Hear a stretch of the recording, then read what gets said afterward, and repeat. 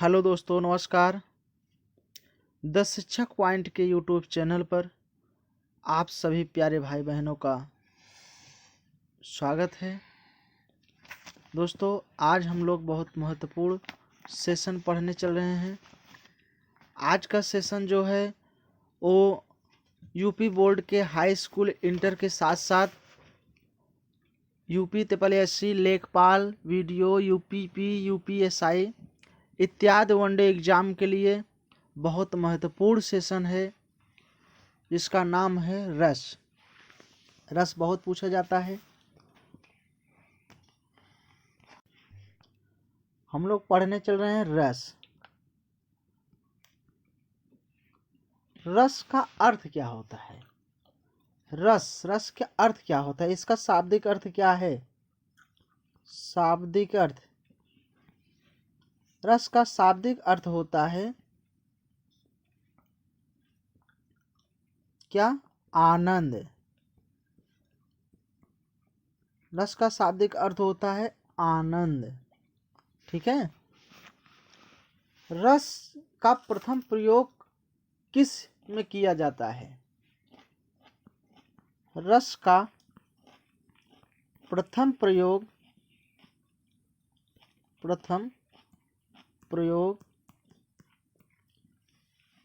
अथर्ववेद में किया जाता है। अथर्ववेद में किया जाता है।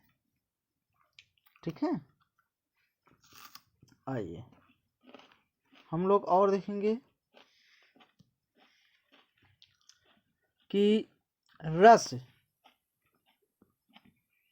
रस की परिभाषा क्या है। किसी नाटक को देखकर अथवा किसी काव्य को पढ़कर, लिखते चलेंगे हम लोग, किसी नाटक को देखकर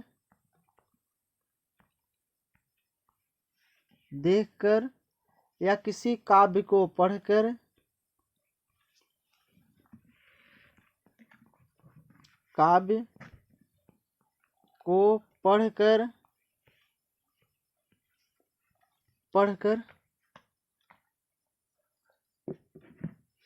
उनका हमारे मन पर उसका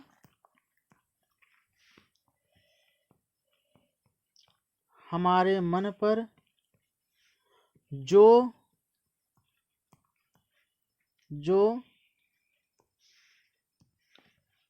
देर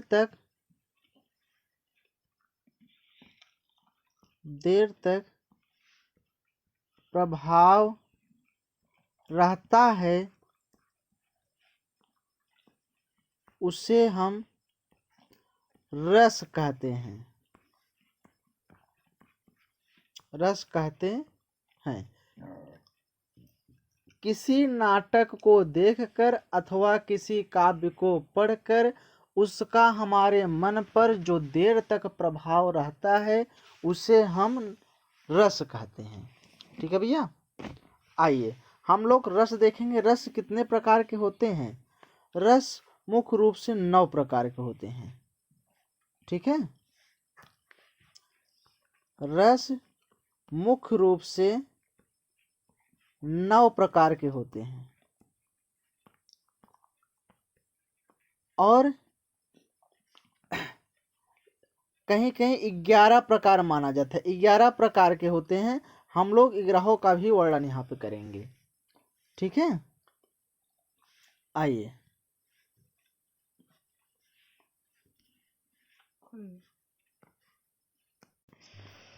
पहला है श्रृंगार रस। क्या है पहला? श्रृंगार रस।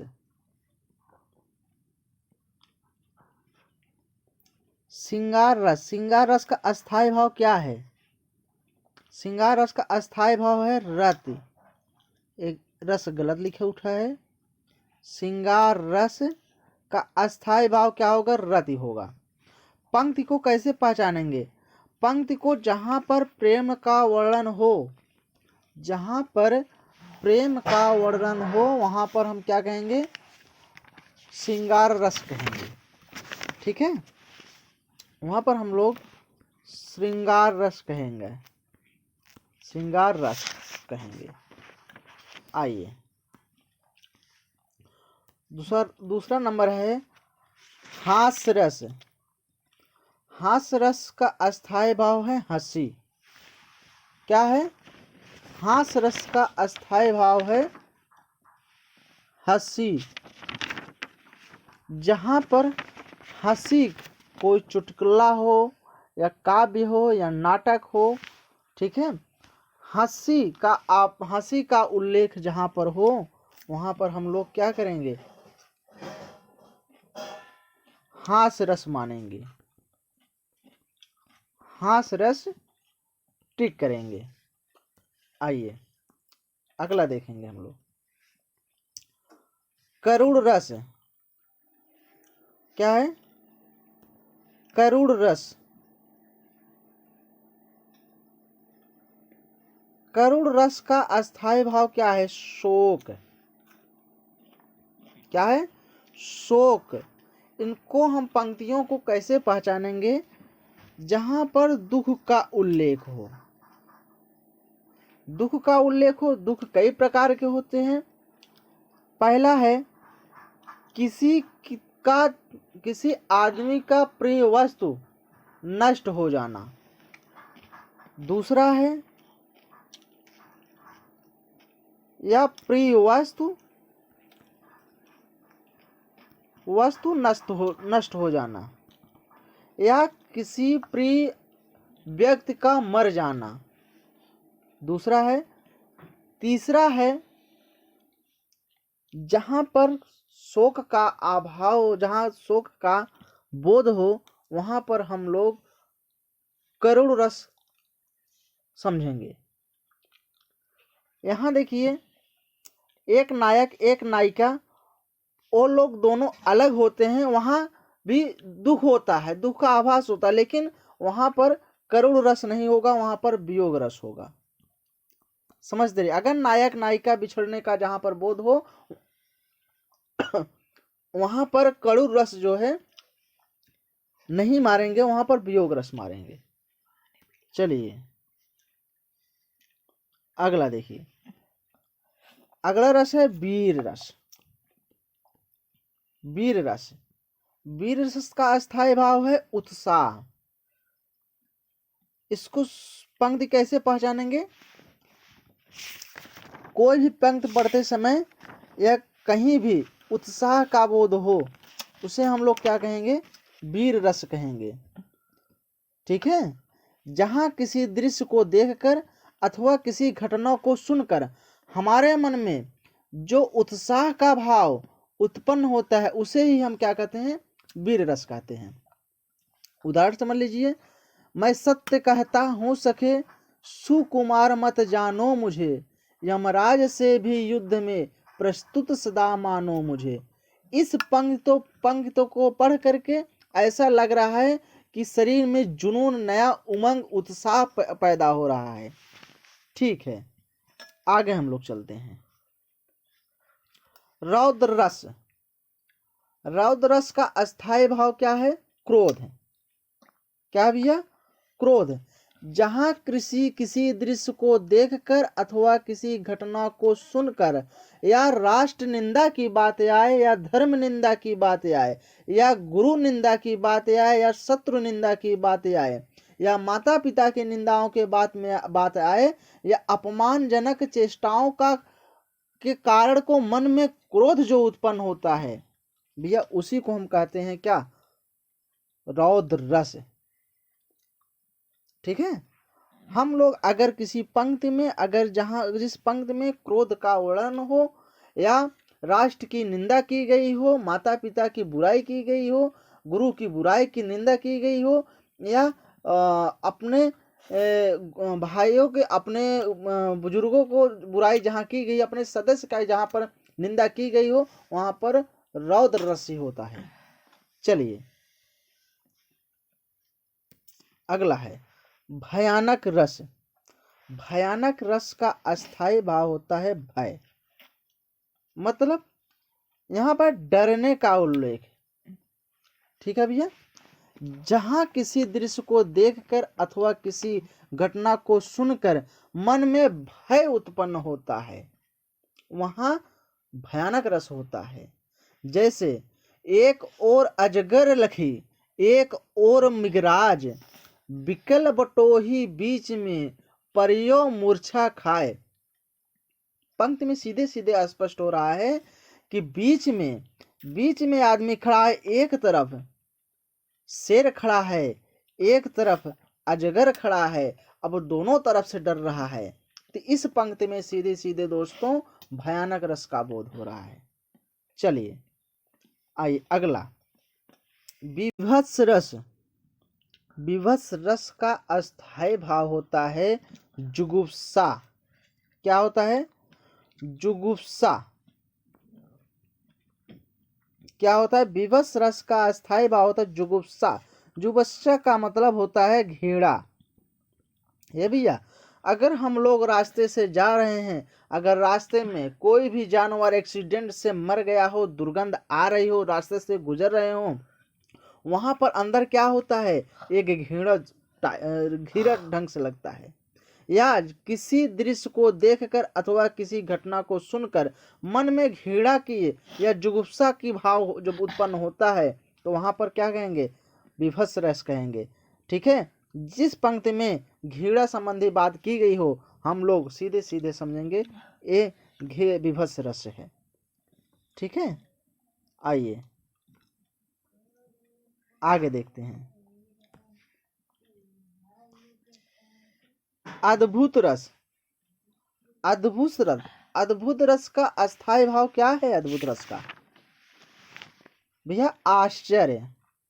ठीक है, आश्चर्य या विस्मय। भैया हम कैसे पंक्ति को पहचानेंगे?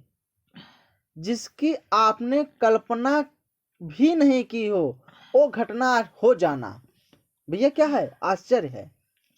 आपका दोस्त कल आपके साथ घूमने गया था, अचानक में उसकी डेथ हो जाना, भैया आपके साथ स्वस्थ था वो, लेकिन अचानक में आप हो गया, भाई क्या था? आश्चर्य था।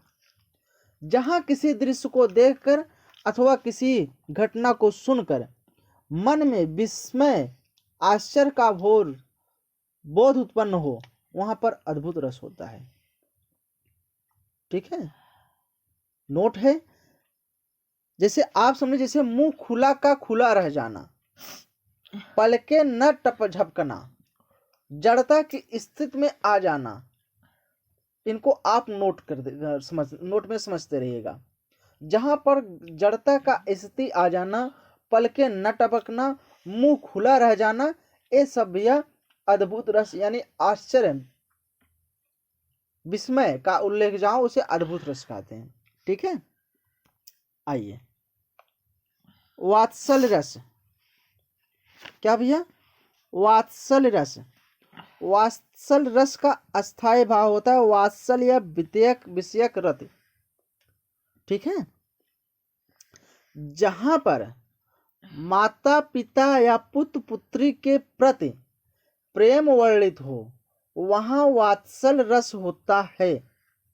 ठीक है भैया, वहां वात्सल्य रस होता है। भैया हम सीधे सीधे पंक्ति में पहचानेंगे, जिस पंक्ति में माँ बेटे का उल्लेख, प्यार का उल्लेख हो, या पिता पुत्र का प्यार का उल्लेख हो, वहां पर हम लोग वात्सल्य रस है भी ध्यान दीजिए। जहां पुत्र पुत्री का प्रेम हो, ठीक है, चलिए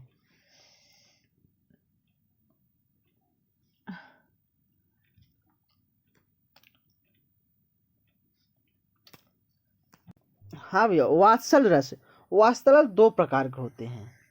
नंबर एक है संयोग वात्सल्य रस, और दूसरा है वियोग वात्सल्य रस। संयोग वात्सल्य रस, जब माता पिता और पुत्र पुत्री एक साथ हो, वहां पर क्या होगा भैया? संयोग रस होगा। ठीक है, जहां माता पिता हो और माता पिता के बच्चे जहाँ पे हों और बच्चे का प्रेम माता पिता का मिल रहा है, वहीं पर भैया हम लोग संयोग रस कहेंगे। और वियोग रस हम लोग देख लेंगे। वियोग रस क्या है भैया? जब संतान बिछड़ने पर माता पिता उनके प्रति प्रेम बना रहता है। कहने का मतलब कि जब माता पिता घर पे है और पुत्र या पुत्री कहीं बाहर चला गया पढ़ने लिखने के लिए, और वहां से जो है एक प्रेम बना हुआ है माता पिता के, चलो एक दिन मेरा बेटा आएगा, ठीक है, मेरा बेटा या बेटी आएगा पढ़ करके, वहां वियोग रस है। ठीक है। नायक नायिका का दूर हो जाना, नायक है और नायिका नायिका है, नायक कहीं दूर चला गया है, लेकिन वहां पे क्या एक मिलन जन्य बोध नहीं हो रहा है। ठीक है, वहां पर भी वियोग रस होगा। चलिए आगे देखेंगे। यह भक्ति रस। भक्ति रस क्या है भैया? भक्त विषयक रति। ठीक है, भक्ति रस का अस्थायी भाव क्या है भैया?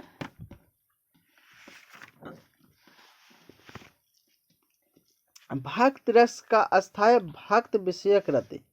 ठीक है, यह इसको कैसे पहचानेंगे? भक्ति भगवान का उल्लेख, जहां भक्ति भगवान का उल्लेख होता है वहीं पर ये क्या है? भगवान का उल्लेख हुआ।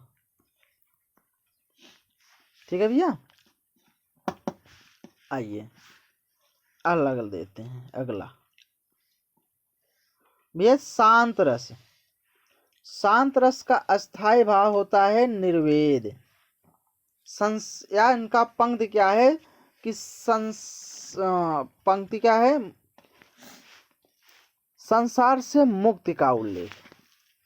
क्या है भैया? संसार से मुक्ति का उल्लेख।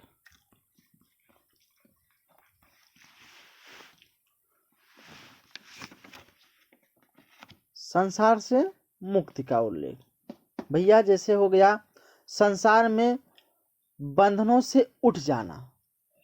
शांत का मतलब ही होता है संसार के प्रेम स्नेह बंधनों से ऊपर उठ जाना, मोह माया को त्याग देना, लोभ लालच को त्याग देना, आत्मा परमात्मा जीव मरण को रख लेना। क्या है भैया? सब शांत रस के अंतर्गत आते हैं। जब काव्य में माया मोह आत्मा परमात्मा जीवन मरण संसार नश्वरता शरीर की नश्वरता सुमत शांत आदि की बात की जाए, वहां पर भी क्या है? शांत रस है। क्या संगम भैया? जहां पर काव्य में मोह माया आत्मा परमात्मा जीवन मरण संसार नश्वरता शरीर की नश्वरता सुमति शांत आदि की बात जहां पर की जाए भैया क्या है? सीधे सीधे शांत रस है। ठीक है, चलिए अगला देखते हैं।